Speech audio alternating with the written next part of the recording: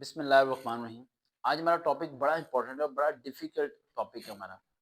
और काफ़ी लोग इसमें कंफ्यूज रहते हैं कि हम इंग्लिश बोलना चाहते हैं लेकिन बोल नहीं पाते। How can speak English, how to speak English, आखिर इसका पैटर्न क्या होता है, किस तरीके से हम इंग्लिश को अच्छे तरीके से बोल सकते हैं और क्या होता है सारी सिस्टम। अगर मैं अपनी बात करूँ तो मेरे ख्याल से इंग्लिश सीखना ही इंसान को ग्रेजुएशन के बाद चाहिए। आपको ग्रेजुएशन से पहले कोई इंग्लिश कोर्सेज वगैरह करने की ज़रूरत नहीं है। आप लोग मैक्सिमम क्या करते हो, किसी न किसी अकेडमी को ज्वाइन कर देते हो। गर्मी की छुट्टियों में भाई मैं जा रहा हूँ स्पोकन इंग्लिश कोर्स करने के लिए, 3,000 रुपये जमा कराए, 10,000 रुपये जमा कराए और 3 महीने का कर लिया आपने। यकीन माने उसके बावजूद भी आपको इंग्लिश नहीं आती। ऐसे कौन से पैटर्न हैं जो मैंने फॉलो किए थे आफ्टर द ग्रेजुएशन, जिसके बाद मुझे इंग्लिश काफ़ी हद तक बेहतर आ गई और अच्छे तरीके से ईजिली मैं उसमें बात कर लेता हूँ। 3-4 पॉइंट बताने लगा आपको। सबसे पहला पॉइंट है लिसनिंग। जिस चीज़ को आप सुन नहीं सकते ना, उस चीज़ को आप बोल नहीं सकते। मिसाल के तौर पर उर्दू आप सब हम सब लोग बोलते हैं, लेकिन क्या हम वो उर्दू बोलते हैं जो उर्दू किताब में लिखी हुई है? नहीं। क्या आपने कभी खलूस का वक़्त यूज़ इस्तेमाल किया उर्दू बोलते हुए? नहीं। आप कहते हैं अच्छा इंसान है, खलूस का ये इसका खलूस अच्छा है, ये वर्ड आप नहीं बोलते। नतीजा आसान सा वर्ड है, कॉमनली सब बच्चे किताब में लिखते हैं इसका नतीजा ये निकला। क्या कभी घर जाके कहा कि अब्बू आज मेरा नतीजा आया स्कूल में? क्या कहते हो? रिज़ल्ट आया। नतीजे का वर्ड इस्तेमाल नहीं करते, यानी उर्दू ज़बरदस्त बेसिक उर्दू में हम लोग यूज़ नहीं करते। हम लोग उर्दू बेसिकली यूज़ नहीं करते। जो उर्दू हम याद करते हैं वो रियल लाइफ में हम इस्तेमाल ही नहीं करते। रियल लाइफ में कभी इस्तेमाल नहीं करते। इसी तरह जो इंग्लिश होती है, वो जब बोलते हैं बड़े फ्रिक्वेंटली, वो इंग्लिश होती है जो रेगुलर बेसिस में उनके माइंड में आना शुरू होती है, जिस तरह हमारे माइंड में उर्दू आती है। जैसे आप बोलते हो, यार ये तो चावा है, क्या है? अब इंग्लिश में चावा को क्या कहेंगे? इंग्लिश वाले भी इंग्लिश में किसी को चावा कहते हैं। हम बहुत ज़्यादा उर्दू के ऐसे अल्फाज बोलते हैं जो हमें लिखने में नहीं आते होते। चावा, हमें ये भी नहीं पता चावा है अल्फाज में। वो बोंगा, बोंगा बोलते हैं ना, वो ये बोंगा यार, पागल बेवकूफ बोंगा है, ये क्यों बोलते हैं हम लोग? ठीक है, असम मारा चीतरा मात्रा पता नहीं क्या बोलते रहते हैं।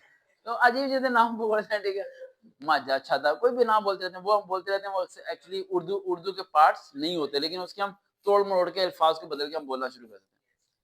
आज मैं आपको सही इंग्लिश बोलने के तरीके बताऊंगा, आपको साथ साथ सारे टिप्स नहीं, कुछ स्टेप बताऊंगा जिन्हें आप फॉलो करके इंग्लिश बोल सकते हैं। आपने क्या करना है, यूट्यूब से, मोबाइल से, कहीं से भी एक इंग्लिश डिबेट्स या कोई इंग्लिश न्यूज़ आपने वहाँ पर डाउनलोड कर लेनी है और मोबाइल से -0.5 स्पीड उसकी कर देनी है।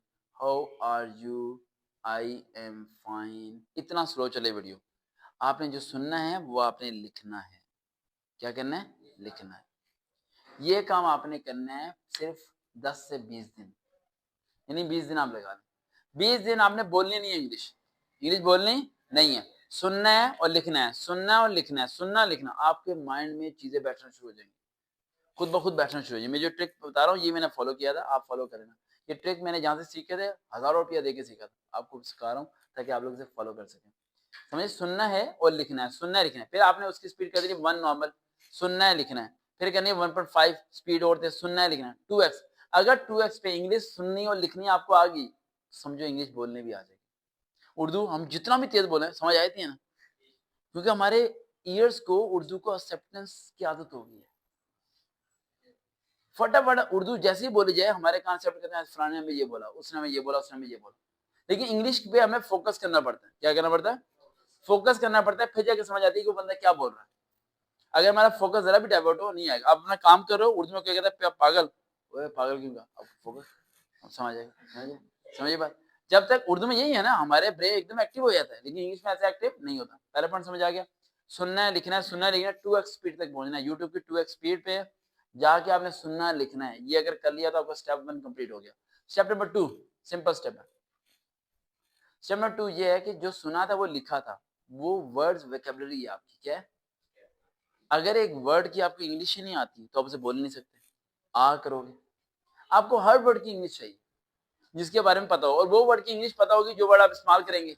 इसलिए जब 1 महीना आप सुनेंगे लिखेंगे तो आपको वर्ड्स का यूज करना आ जाएगा। वर्ड्स का क्या करना आ जाएगा? यूज करना आ जाएगा, और आपकी वोकैबुलरी खुद ब खुद क्या बढ़नी, इंक्रीज होनी शुरू हो जाएगी, कम्युनिकेशन स्ट्रॉन्ग हो जाएगी। अगला जो सेकंड पॉइंट है वो ये एक ऐसे दोस्त को तलाश करना है जिससे इंग्लिश में बात करनी आती हो। उससे मैं सेल्फ डिस्कशन नहीं करनी। कोई ऐसे नहीं वो कि जी डेफोडिल समरी सुना दे, वो इसने ऐसे याद किया जी माय हॉबी सुना दे पूरी, वो नहीं। जो डिस्कस करता। और ज़हन में रखिएगा, एक पॉइंट जरा यहाँ पर क्लियर कर दूं, इंग्लिश वाहिद एक ऐसी चीज है जिससे अगर आप गलत सीख लोगे ना तो आप गलत ही बोलोगे पूरी जिंदगी, आप उसे सही नहीं कर सकते। एक बंदा कहीं पे हैज लगाता है ना, वहाँ है वन है, तो जिंदगी भर हैज ही लगाएगा। क्या लगाएगा? आप ऑब्जर्व करके देखना कि मेरे पॉइंट हंसने बैठे, आप ऑब्जर्व करके देखना, वो वहीं की वहीं वो चीज पुट करना शुरू कर देगा। तो इंग्लिश में आपने इंग्लिश से डिस्कशन उससे करनी है जिसे इंग्लिश आती हो, जिसे इंग्लिश आती हो, उससे रोज है ना आधा घंटा घंटा बात करनी हो उससे इंग्लिश में। चाहे आप टूटी फूटी बोले लेकिन आपने उससे बात करनी, उससे आपसे अच्छी आनी चाहिए, क्योंकि वो आपकी टूटी फूटी को सही कराएगा। सपोज करो उसे टूटी फूटी आती है, आपको टूटी फूटी आती है, आपकी टूटी फूटी इंग्लिश बन गई, इंग्लिश सही नहीं होगी। चैट जीटीपी से इंग्लिश नहीं आती भाई। एक तो लोगों को चैट जीटीपी दिमाग में बैठा हुआ है, चैट जीटीपी गूगल से कनेक्ट है, सिर्फ गूगल पे जो सर्च करते हो वो वहीं से देता है सर्च करके जी। वो बोलता है जो आप सुनना चाहते हैं। आपने ऐसे बंदे को बताना बैठाना जो बदतमीज हो, जो आपसे इंग्लिश में लड़ाई करे, वो फाइटिंग नहीं करेगा, वो कहेगी sorry I don't want to give you answer, फिर हैंड अप। वो तो आप क्वेश्चन करते हो वो आपको आंसर देती है, आप वो सर्च करके देती है, वो आपकी दोस्त नहीं है। आप उसे बोलो चाय पीने चलें, क्या कहेगी वो? चलेगी साथ? कहाँ चलेगी? सारी हैं हैं ब्लॉक कर देगी आका। अच्छा बात सुनो, समझ आ रही बात? दूसरा है कि ऐसे दोस्त तलाश करना जो होगा। अगर दोस्त नहीं है तो हम मंडे से रूल बना लेंगे कि एकेडमी के अंदर हम 2 घंटे इंग्लिश में बात करेंगे, इंग्लिश में सवाल करेंगे, इंग्लिश में सवाल समझाएंगे, और आप सभी इंग्लिश में बात करेंगे, उर्दू कोई बोलेगा नहीं, जो बोलेगा 100 रुपया फाइन। इतना पैसे भी इकट्ठे हो जाएंगे, समोसे भी आ जाएंगे और इंग्लिश भी आ जाएगी हैं। उसे 200 रुपये फाइन, वो चुप क्यों है भाई? हाँ ओके ओके के अलावा भी कुछ बोलना है? अच्छा थर्ड पॉइंट में आपको देना। अच्छा third point, listen listen, third point का मतलब होता है क्रॉस रीडिंग। ये थोड़ा सा मुश्किल है लेकिन आना चाहिए। जैसे कि कोई चैप्टर आपका, कोई बुक है आपकी, उस बुक को आपने सबसे शॉर्ट टाइम पे रीडिंग करना है, पूरे पैकेज में पढ़ने, ये ऐसे यहाँ से ये यहाँ से थीम निकालना है। क्या निकालना है? थीम।